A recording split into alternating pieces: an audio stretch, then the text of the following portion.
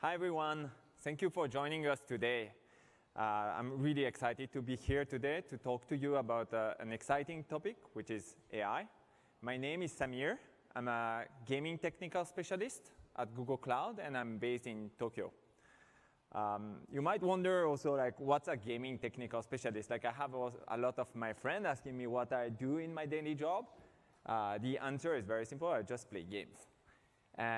But I'm not joking. My coworkers are always asking me, what are you doing? They see on my phone I'm just playing. But no, more seriously, I'm helping gaming studios in Asia making innovative backends on GCP. So today I've been talking to you about what we offer in Google Cloud around AI.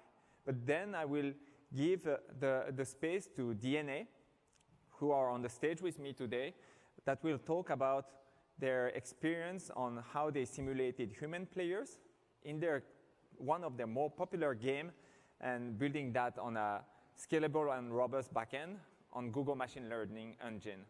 So they will come back on stage. I do a bit of introduction, and I think I don't even have, oh yeah, this. So they will come back in a few minutes. Thank you. So Google is working with the game industry to help developers succeed, and cloud is at the center of those efforts. We want to help create great games and connect with players globally and scale your business. So we're working with other Google teams to bring this vision to life.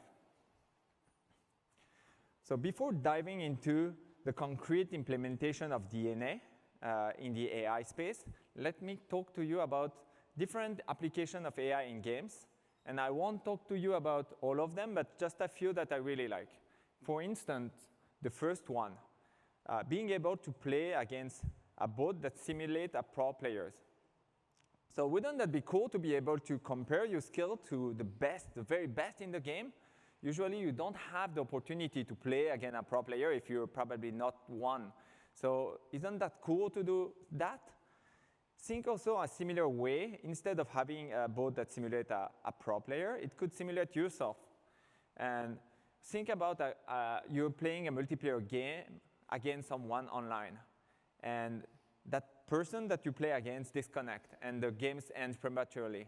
Isn't that frustrating?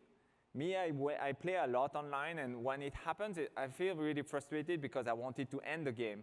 But think about if you had a bot that could simulate yourself, like the way you play. So you're playing online, your connection drops, but you've been replaced at that moment by a bot that plays like you. Your opponent might not even notice that he's playing against a bot, and the game could end. Wouldn't that be a great user experience? There's also use cases that I will talk a bit later that don't even require expertise in ML. But I want you to realize that AI has its place in games.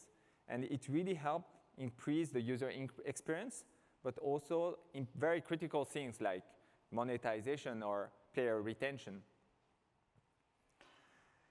So not only the AI has its place in the game, but games are also an ideal environment for AI. So games plays a big part on how we develop technology in Google and Alphabet. DeepMind is a very good example of that. DeepMind is an artificial intelligence research company. From Atari to the ancient game of Go, they use increasingly challenging game environment as a testing ground to develop more capable and generalizable systems that can navigate through extreme complexity. So the natural next step in their research program was the real-time strategy game StarCraft. So StarCraft 2, because it posed yet more hard problems to solve in areas of computer science like planning, dealing with uncertainty, and spatial reasonings. I don't know if you have seen what has been done recently with the StarCraft page. They could make a bot that could beat the top pro player of StarCraft 2. So that's really impressive how they have done, and you can see the vision of how AI is going in game. So unfortunately, not everyone is DeepMind, and not everyone has their ML expert. The data is overwhelming. the world is lacking of ML experts. From the 21 million developers, you have less than 1 million data scientists and even less ML experts. So our goal at Google Cloud is to help anyone use machine learning to build new applications or to add intelligence to existing ones. We've taken the best of Google machine learning and offer it as a fully trained model accessible via APIs. So all of our pre-trained models are built on years of Google expertise and refined training data. From vision recognition to natural language processing, you can use our API to teach your application to see, hear, or interact with users in a completely different way. So what are the different AI journeys that are offered by Google Cloud? There is like few. If you see on the top, the prepackaged solution. So we have prepackaged yet powerful AI solutions for game studio new on their AI path with very limited resource or very limited ML expertise.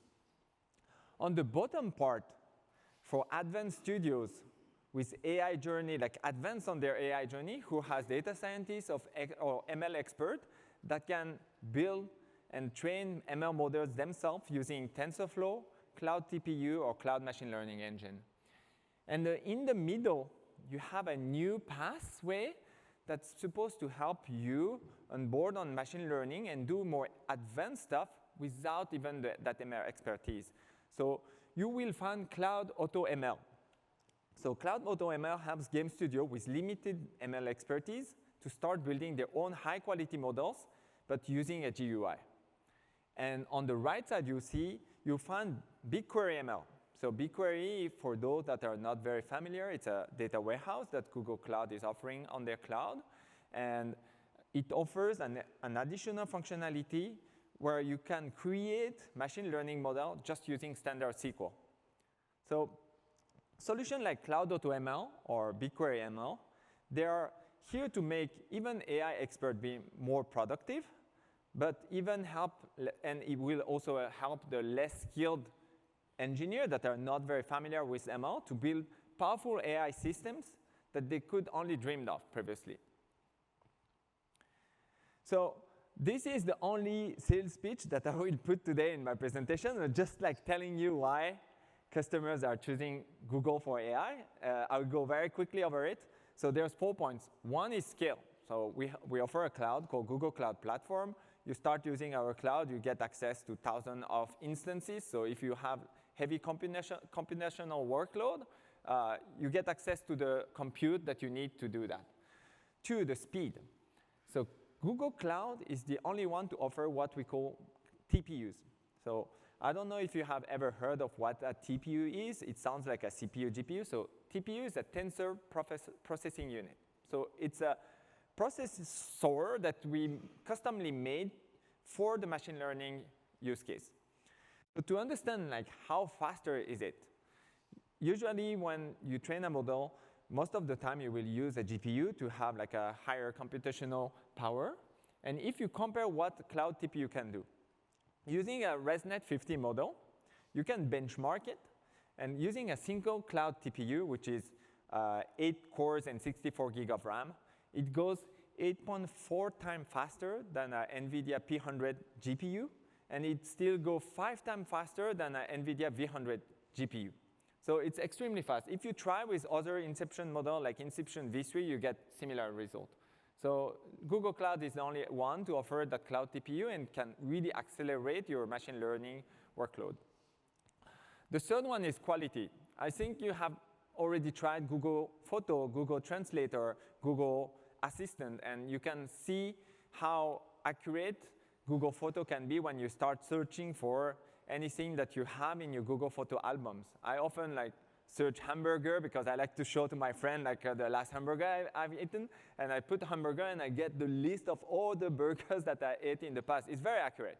So even like when you search like a card, sometimes like I took photo of my ID or my credit card, and I put like card or ID, and I will find those photos that otherwise I wouldn't be able to find.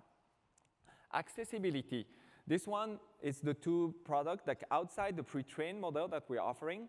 We have the intermediate solution, like Cloud AutoML and BigQuery ML, that will help you make ML more accessible to everyone. So to conclude my part, I have just only 3 words, like don't miss out. AI is at your fingertips, and you can start right now adding intelligence to your application, like existing one or to a new one, using those pre-trained model or even custom model using Cloud AutoML. If you're already an ML expert, then you can jump directly to TensorFlow Cloud ML Engine to run your own custom model. So this is enough for my side. Like, without further ado, I want to introduce you to folks from DeNA that will talk about their experience creating an AI and a deck recommendation system in one of their most popular mobile game in Japan on GCP. So I'll let Jun continue this presentation. Thank you. So thank you, Samir, for the introduction. And we are from DeNA, which is one of the largest game publishers in Japan. And today we would like to share our AI implementation on gaming. So far, we have released 2 applications, and we're going to talk about the motivation, implementation, and the outcomes of our cases. So my name is Jun Ernesto, and I'm leading this project. Also, let me introduce Iki Tanaka. He's a data scientist and built our AI models. So in this part, both of us will present. So to begin with, this work has been accomplished by 4 machine learning engineers and lots of collaborators from gaming team. Each of us have our own area of expertise, and I really love this team. So let's start. So I think most of you are not so familiar with DeNA. Our company is one of the largest internet companies in Japan. Although we have various business domains such as game, automotive, and sports, most of the revenue comes from games. Actually, we're providing dozens of in-house game titles and the other publishers' titles. Maybe some of you may know that we have an alliance with Nintendo. For example, our company is in charge of the backend system from Super Mario Run. So this is who we are. In this session, we will focus on the in-house game title, Gyakuten Othellonia. So first, I'd like to talk about the problem we had and how we challenged to solve these issues. So this game, Gyakuten Othellonia, is a strategy app game. The player's action is based on the board game called Othello or Reversey, and the player put black and white pieces alternatively. What is unique about this game is that each piece has its own skills and which has strategic components to the battles. Actually, when you start playing the game, there are a variety of play styles, and endless exploration is required to master the game. This title was released 3 years ago, and fortunately, it's still growing. We have more than 23 million downloads so far, and the service region is expanding gradually. And of course, I hope in the future we can release in the US as well. So in Othellonia, there is a concept of decks and the characters. Before starting a battle, player consists a deck which is composed of the characters, 16 characters among more than 3,000 options. And each character has its own skills, and the players have to choose consistent characters according to the play styles. As you can imagine, the number of combinations is extreme, and it's not easy for beginners to learn how to build an optimal deck. Another issue here is that building an optimal deck requires to learn effective strategies through the process of trial and error. So let me explain why this is a problem. Generally speaking, if the game has complex features which can distract players from continuing the game, the churn rate increases and impacts the future revenue, right? For example, there is an estimation that just a few points decrease in the 30-day churn rate can increase the revenue by 20 to 30% in the future. And back to Othellonia, we actually have a high churn rate, so we are in trouble. This is partly because the game is complex and lacks sufficient onboarding support. Therefore, it's hard for beginners to construct an optimal deck. Also, there is a problem that they don't have a good place for practice in order to improve their battle skills. For instance, we only have 2 battle options for beginners. One is NPC battle, in which they battle against very, very weak opponents. And the other is PvP battle, in which they are frequently matched with skilled players. So we needed an opponent whose play level is similar to the beginners. So that's our problem setting. So let's see our approach. To support beginners, we have developed 2 functions. The first one is the deck recommendation system, which selects appropriate characters from players' piece box. And we are using the association analysis to provide a better recommendation. The second one is Battle AI, which we call Othellonia Dojo.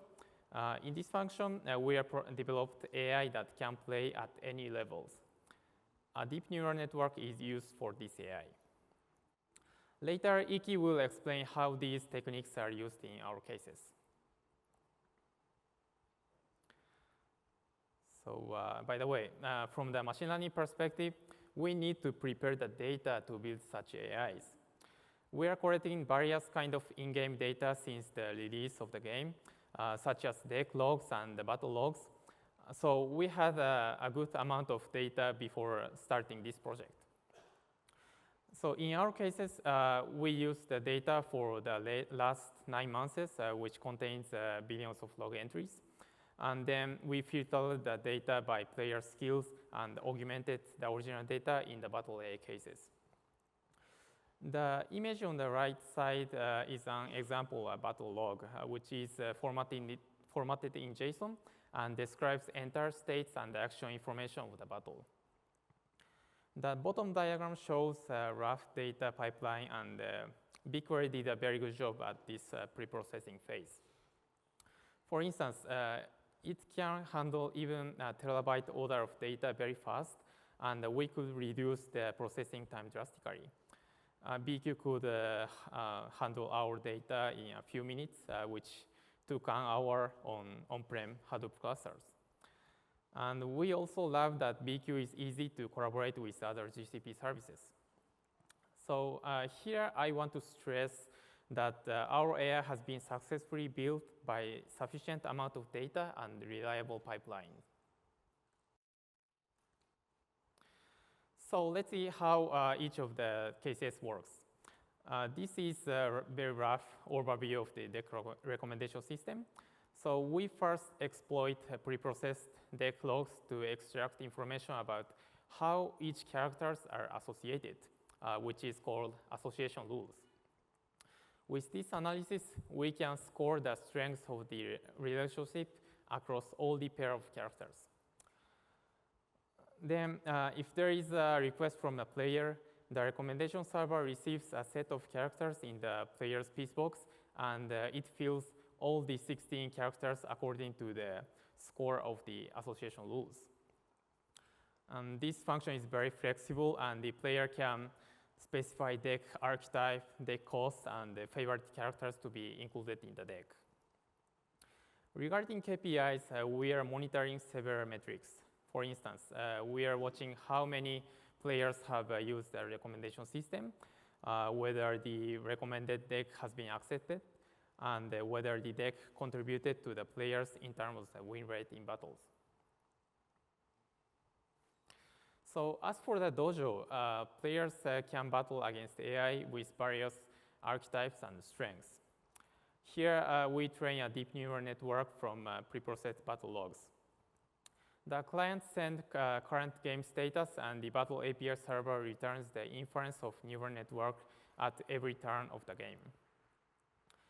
As for the metrics, we are monitoring how frequently the dojo is used and whether the strength of AI was sufficient in terms of win rates. So these two AIs have already been released, and we are observing very positive KPIs. So before showing the result, I'll pass the talk to Iki.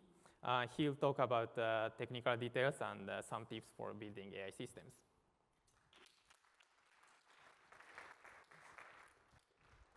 Thank you, Jun. So, hello. I'm Iki, and a data scientist at DeNA.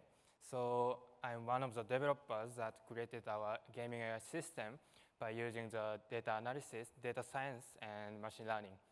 So, today I'll talk about the technical details of our use cases with GCP. So, now let's look at the story of the technical part. So, first, I'd like to start by the deck recommendation. This is the outline of the deck recommend algorithm. And firstly, the deck recommendation algorithms receive some inputs from a player, such as deck archetype, deck cost, the possessed characters, and the characters the player wants to use. Next, the algorithm selects a leader by using the result of association analysis and the statistical data. So in this algorithm, leader character is chosen first, and the next characters are selected based on the leader. The well-associated characters are simply selected based on the result of association analysis. If the deck is not full of the 16 characters, another character is selected as the base character. After repeating this procedure several times, the recommended deck is proposed to the player.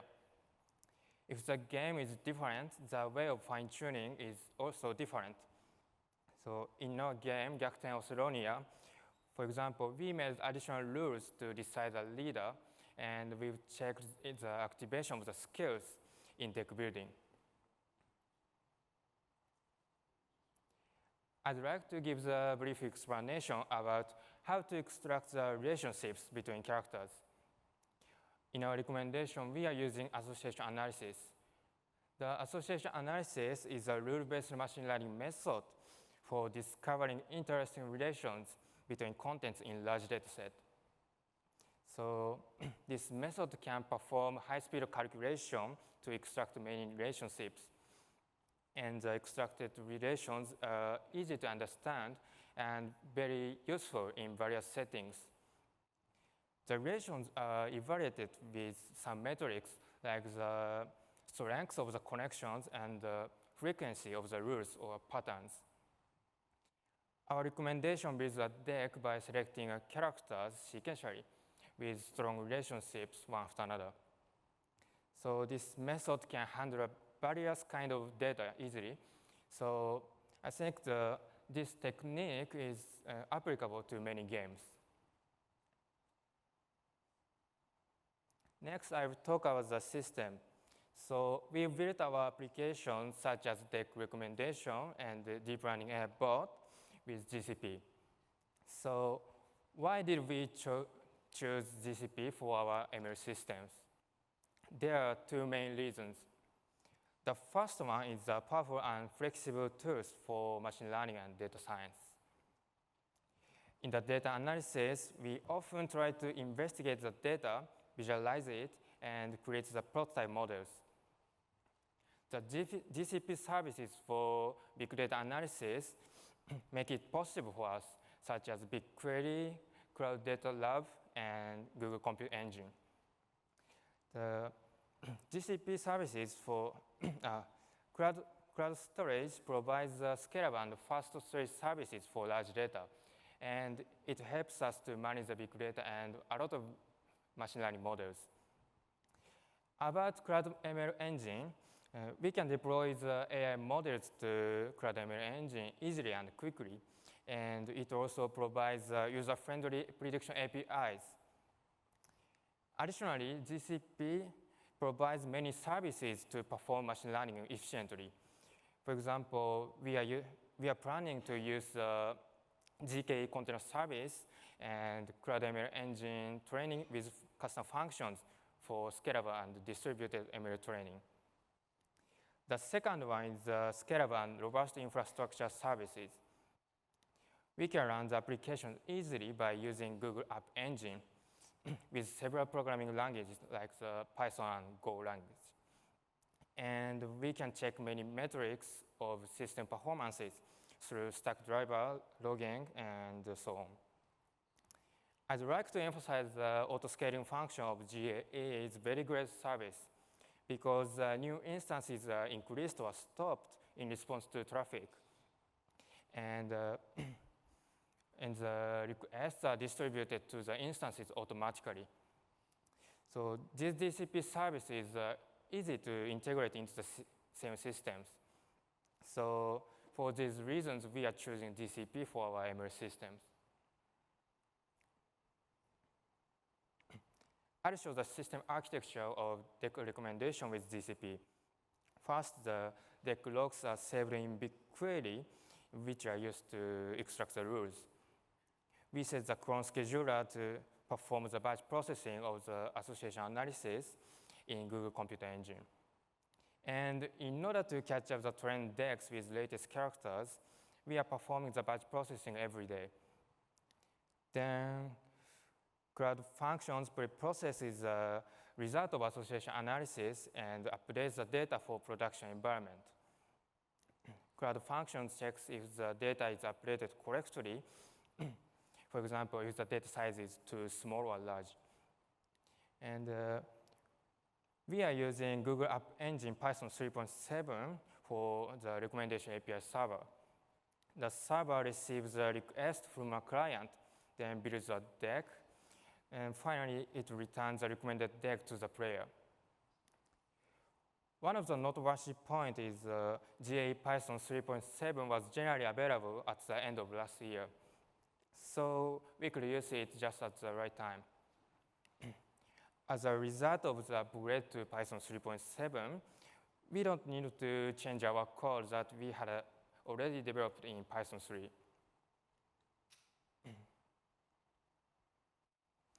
So far, I've explained the algorithm and the system of deck recommendation.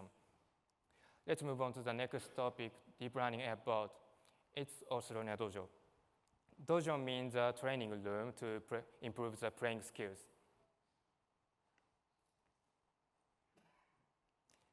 This is an overview of the training in deep learning about.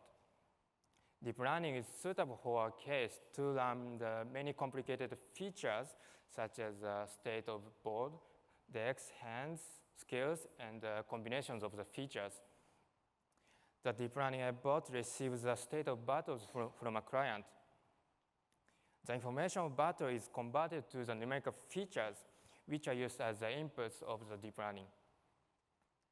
The network learns the actions of top-tier players as binary classification.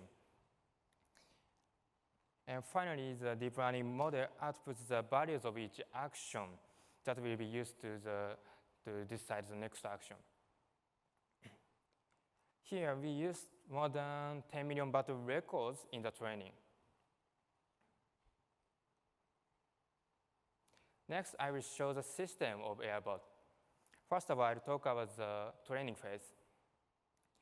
A large number of battle records in PvP is saved in Google Cloud Storage through BigQuery. And the training process consists of the pre-processing of the features and the model training, which are running in Google Computer Engine. At the pre-processing, the features are generated on demand from the battle records by emulating the game. In our case, we created the custom function of data generator that creates the features during the training. After the training, the trained AI model is saved in cloud storage to deploy onto the cloud ML engine. Next, I move on to the inference phase. So please take a look at the communication between the client and the inference API server on the left of the slide. The battle records are posted to the inference API server from the client, which plays the battle event against AI bot.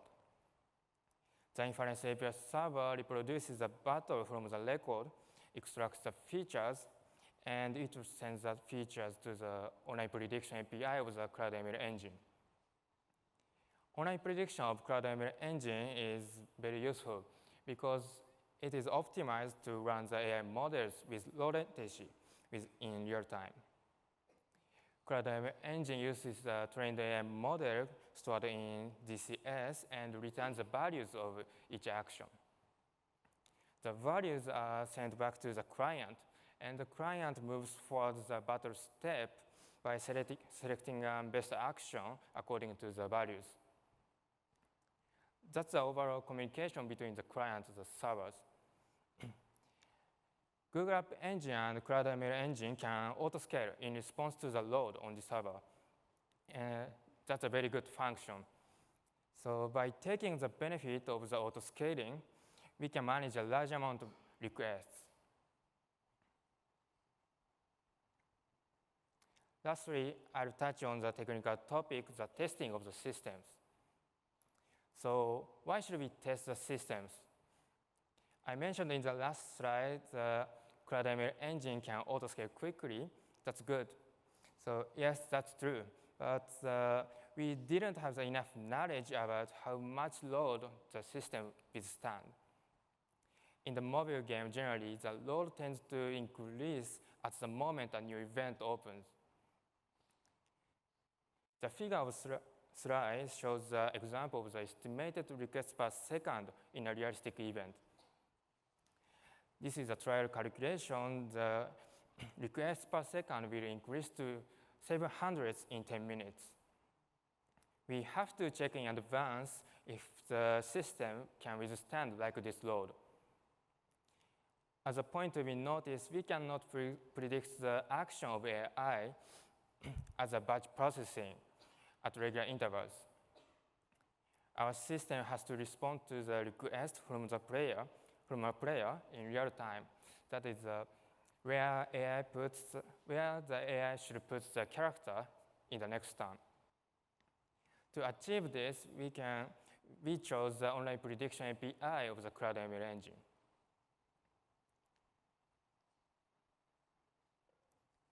We've checked if the CloudML engine can satisfy our requirements by performing the load testings in advance of release. In our case, the testing was performed in the setting the requests increase linearly and reach a maximum of 1,000 requests per second. We found the CloudML engine can auto-scale quickly in response to the requests, and the average latency of the prediction is less than 1 second. However, there were a few requests that took a longer time than usual. Since this might not be possible to request a return request to the player, so we needed to resolve this condition. Our DeNA team and CloudML engine team cooperated to investigate the bottlenecks, and then we found the timeout has happened when the new instances warmed up in the process of the auto-scaling due to our heavy load. It is challenging to handle a large number of requests which consists of many features at the same time with online prediction. But if we can resolve this problem by building an efficient backend systems, we don't have to warm up the system beforehand, and the system will be more robust.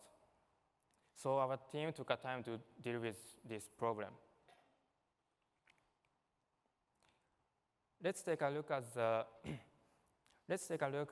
how we tackle to remove the errors.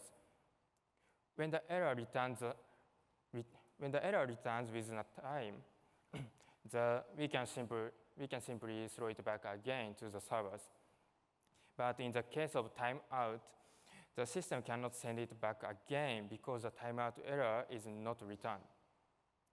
Therefore, when the Inference API server does not receive the response within 5 seconds, the request is sent back to the API again because something bad has happened in the inference. Also, if the destination of the request is the same endpoint, it will further increase the load on the server. As a result, we set another backup endpoint to receive the request that fails to be operated in the main endpoint. That is, the second request is sent to the backup endpoint, which is prepared independently from the main endpoint. This is a result of load testing with backup endpoint. The figure shows the error rates of several settings: no backup, backup with 10 minimal nodes, and backup with 20 minimal nodes. In the case without backup endpoint on the left, about 1.3% of errors remained.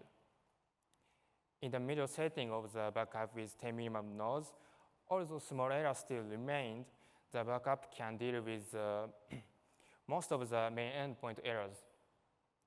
We found the reason of this small error is because the number of backup instances was small a bit.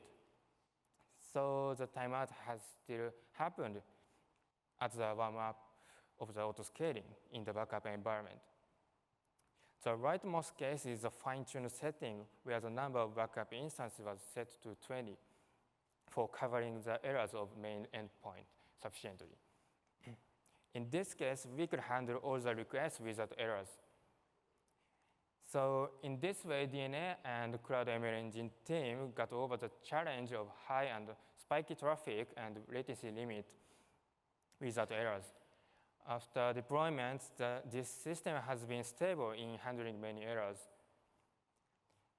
So far, I've explained the algorithm and the system of our AI, and the system with GCP can be constructed flexibly to cope with various problems for gaming. So now I'd like to hand over to Jun for the KPI result and the future. Thanks.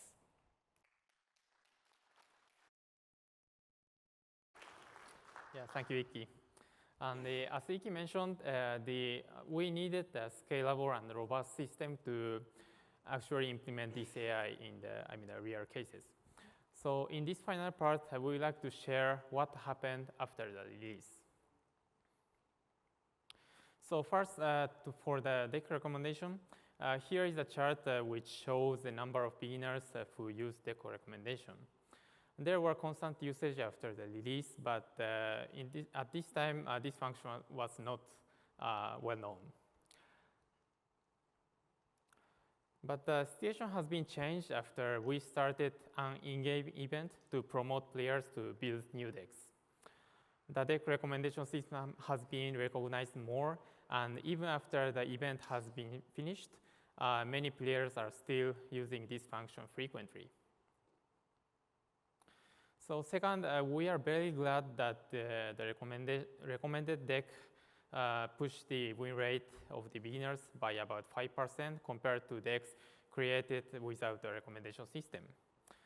Since our focus was to support beginners, we are very satisfied with these results.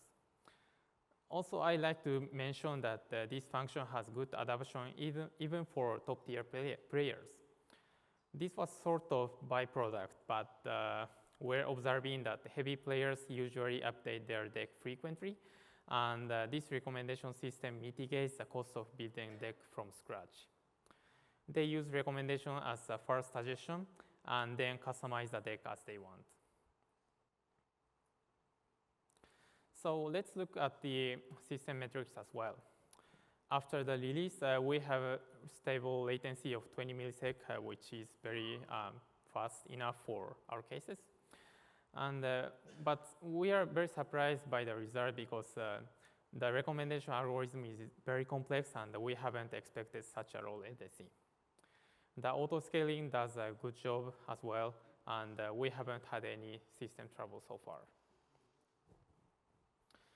So briefly, we will explain about the evaluation of deep learning AI bot. After the release, we are observing that our AI bot has good enough win rate as a practice partner for beginners. Our AI bot can beat even top-tier players, and therefore, the players can choose any levels of AI as a sort of mentor. Although this was released last week and we don't have enough data to evaluate the business impact, Dojo is used by beginners very well, and we hope this can lead good KPI in the future. So as to the latency, the inference of machine learning engines is about 200 to 300 millisec, and very fast and stable. Even for the entire system, the response time is about a second, which is enough fast for our case. Backup endpoint is working well, and we haven't had any system trouble so far. So to the end of my talk, I'll show items which worked well in our cases. So to train the AI that play the game like a human, we need a battle log that completely reproduce battle status and actions. So if you have some random effects in the game, make sure that the random seeds are stored in the logs. Secondly, for the evaluation of our AI, we needed to run thousands of battles to get performance statistics. Headless simulator helped us a lot in this context.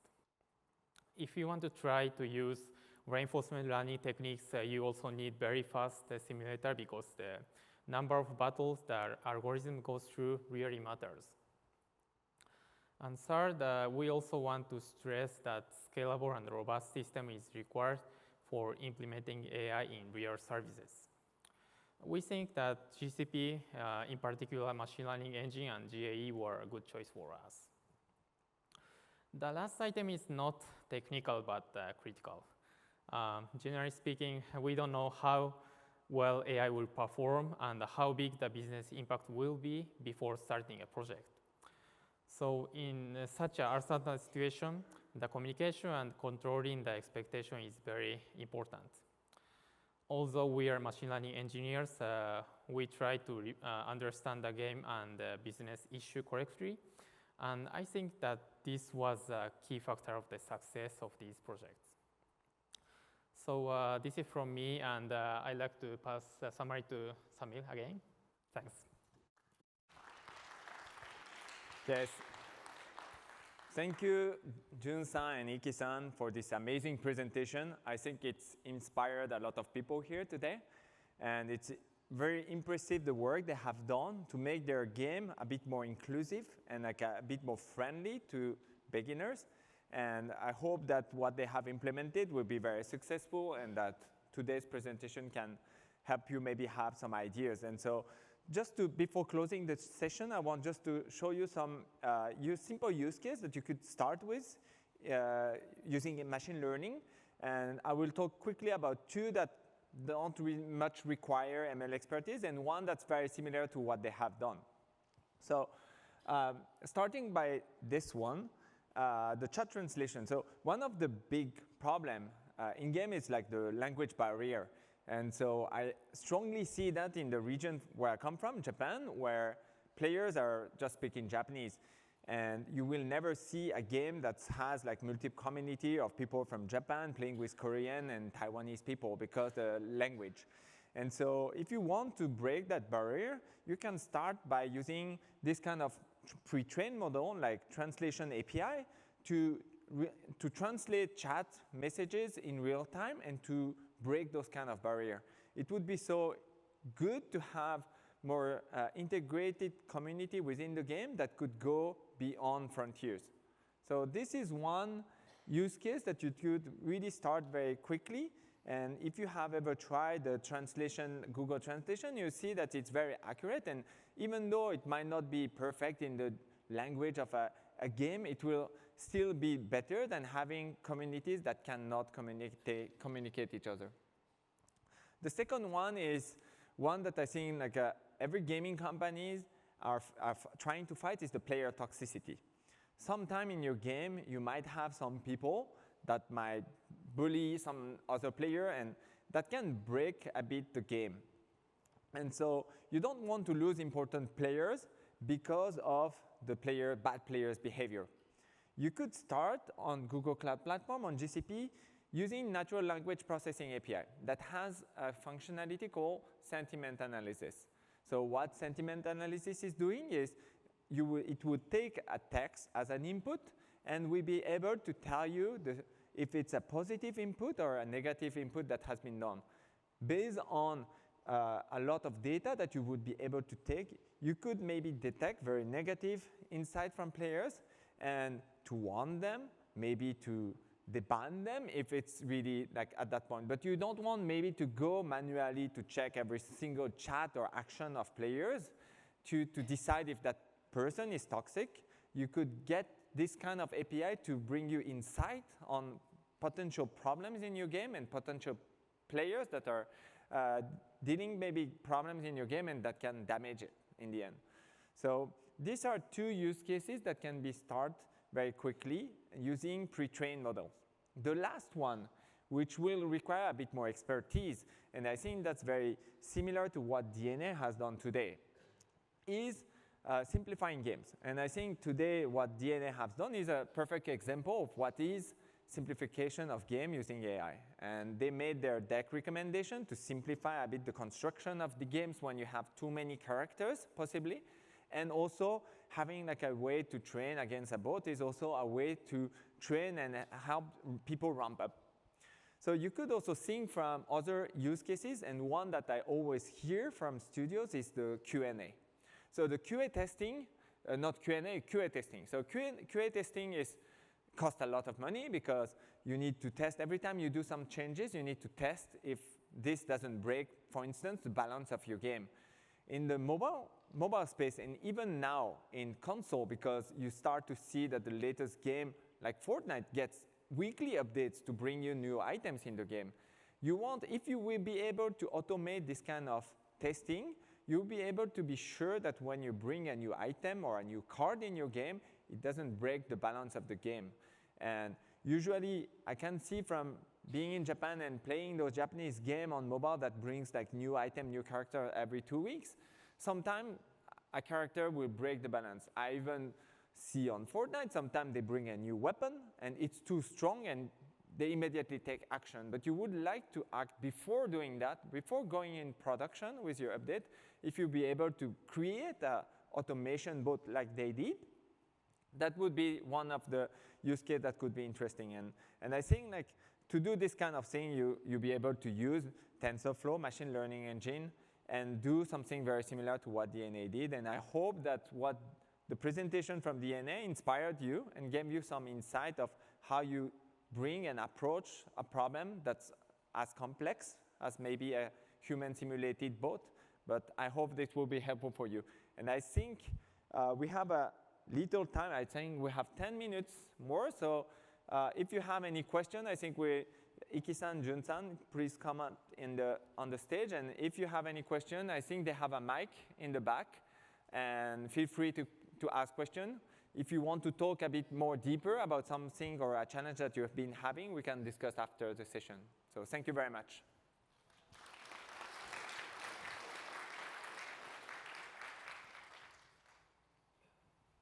Any question? Oh.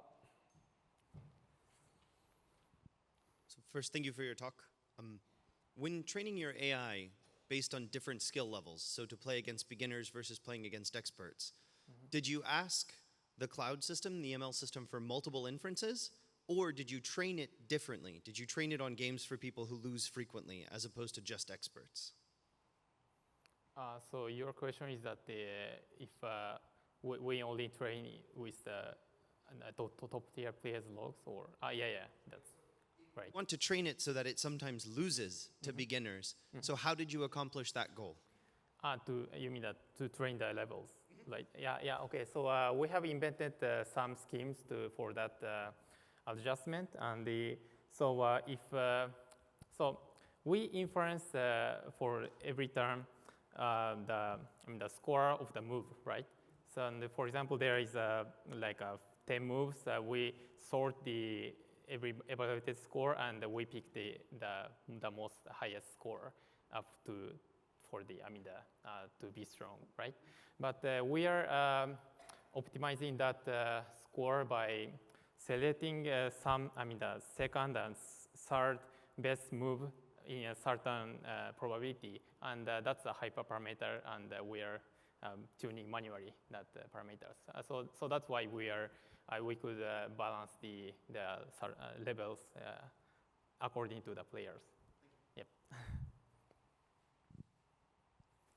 in building the game bot, did you use a reinforcement learning or structure or supervised learning, or Yep. maybe do you have different results with different models? So in this case, we are not using, but we are trying. And well, actually, the problem here is that the reinforcement learning is very unstable to learn, especially in this kind of strategic game. So we are trying, but the win rate is not so high like supervised learning bot. Yeah.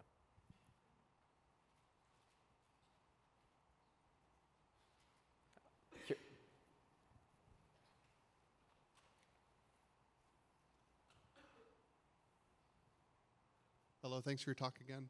So you had 9 months of data and billions of logs to start. If you were to put the system into a brand new game, 9 months is a very long time, and a lot of players may already come and churn. So what would be, an ideal? What would be sort of the theoretical minimum? Could you put this in at the start and learn as you go? Would you need to wait some certain amount of time? Talk about that, please. Yeah, actually, like a 2-week or 1 month data is enough for our case. So 9 months is kind of buffer. So I think it's too much to use 9 months data, but you are mentioning the cold start problem? Oh, no, if you were moving this to your next game, you would have this at the start.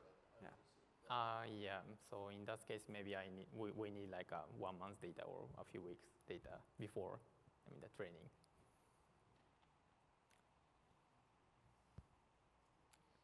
Any other question? Over there. Yes, by the way, thank you for the very good questions. It's a very good point. The nature of the games these days is that the rules of the games change frequently, especially with game updates. And that changes the nature of how the boss should be playing. How do you plan to deal with that? Yeah, that's a good point. And well, actually, we're releasing like a few characters every week, and the game balance change time by time. So, but the deep learning frameworks works even for that cases, because well, just after using like a 1 week or a few days data, the AI become to adapt to the latest environments. So there is kind of a 1 week delay, but in this case, I think we are acceptable. So yeah, that's answer for the questions.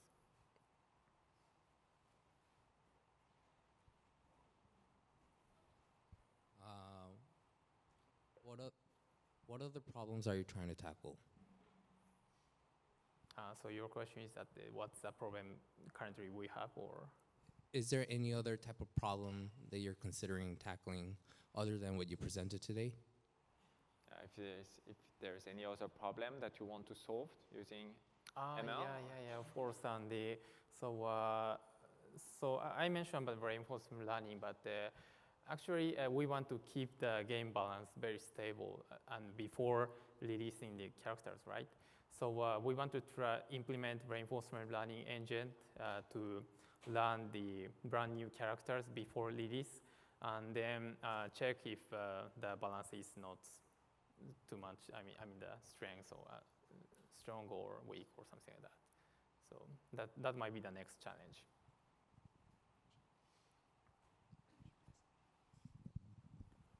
Hi, thank you. In regards to your inputs, what data are you discarding? Are you using everything you've captured since the beginning, or everything from the last patch, or the last 2 patches, or updates rather? Yeah, actually we are using almost everything information as a status. So we're using like a 5 kilo features extracted from the board, like what kind of skills is activated, or in the last turn what happened, or something like that. Yeah.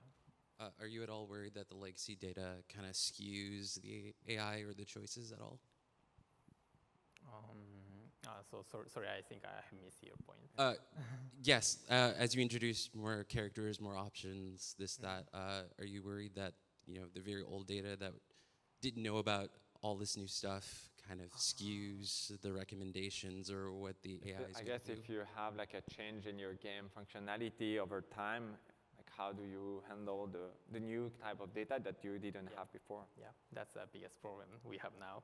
And currently we are, so every time we release new skills, we are tuning the feature extractors and make it to create new features.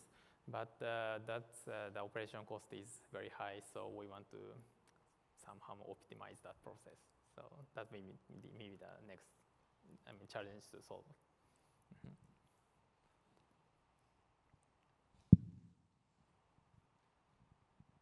Any other question?